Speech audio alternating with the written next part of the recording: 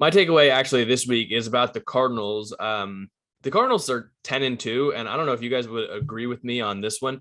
They've kind of been under the radar over the past like 3 to 4 weeks. Like you think about conversations about the top teams in the NFC, and you're going to hear people talk about the Packers, the Bucks, and honestly, I think the Rams.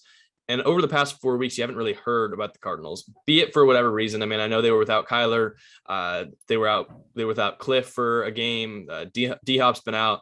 But they're 10-2. And one thing I learned actually, when I already knew I was going to do this Cardinals takeaway, I was listening to the Bootleg Football podcast. It's Brett Coleman, EJ Snyder. They do a really good job, but they are 7-0 on the road. They are an undefeated 7-0 on the road, and they've won each road game by over 10 points.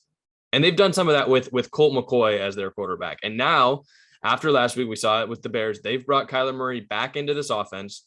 And my takeaway is that with Kyler Murray under center, they're bringing him back. They are in a prime position to go on a deep playoff run. And I'm really hoping that's a possibility because I know before the season, I said, I'm not sure, how much I believe in Kyler to go out, win that big game, win in January, win in February.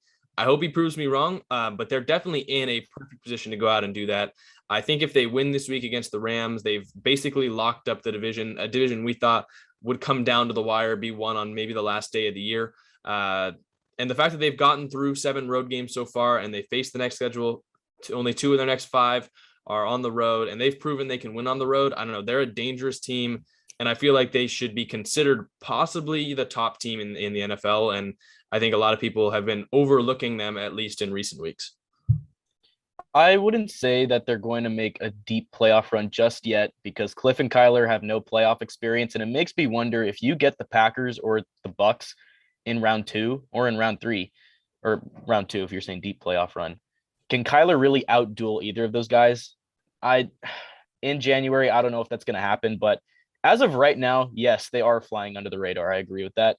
And I think my reasoning for that is just because it's Arizona. It's a very small market team, not much history behind that franchise. If this was a big market or a historical franchise, I think we would be talking about them a lot more than we do with Arizona. But 10-2, you're in control of the NFC playoff picture. The defense has exceeded my expectations by miles. I mean, they are really, really good.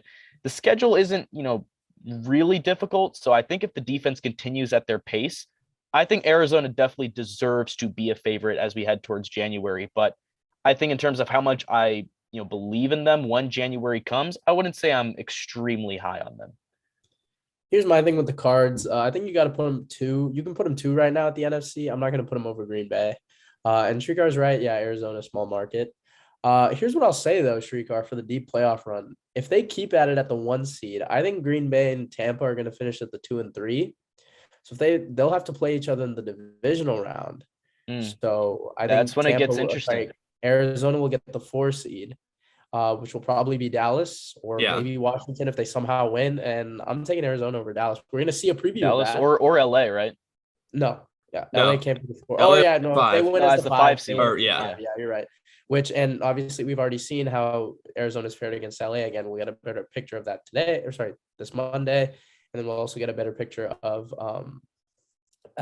Arizona Dallas when they play. I don't know if it's next week or a couple weeks down the line, but I know they play soon. So we'll get a good picture of that. They're 2-1 with Colt McCoy. So again, Cliff Kingsbury's just been a really, really good coach this year.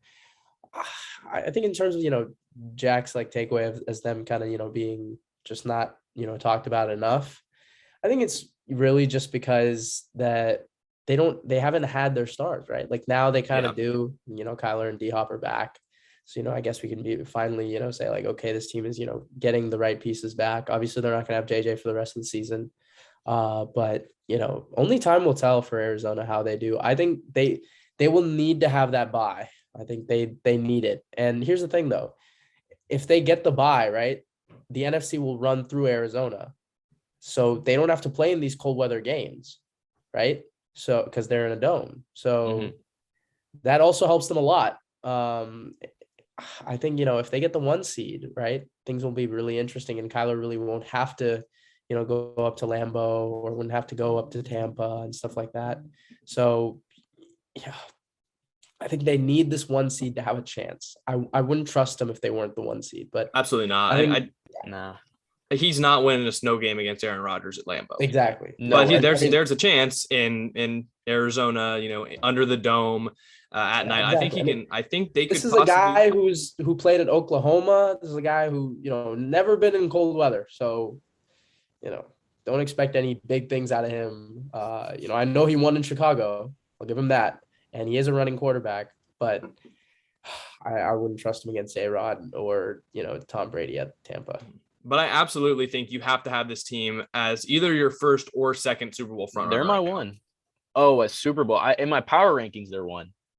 No, I think Super Bowl favorites, I'd have Green Bay over them. I got Green Bay at 1 for power rankings, and I got Super Bowl favorites as Green Bay.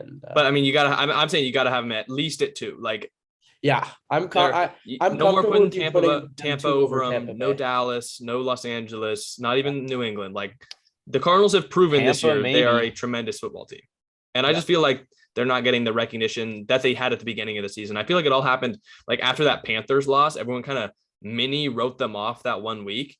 And we just haven't really heard about him now. And Kyler's come back, and it's still like the fact that we hadn't heard, or I hadn't at least heard, that they're undefeated on the road and won each game by 10 plus points. Like, they should be getting extreme recognition for that. If the Pats had done that, we'd see it on every Instagram page for 2 weeks.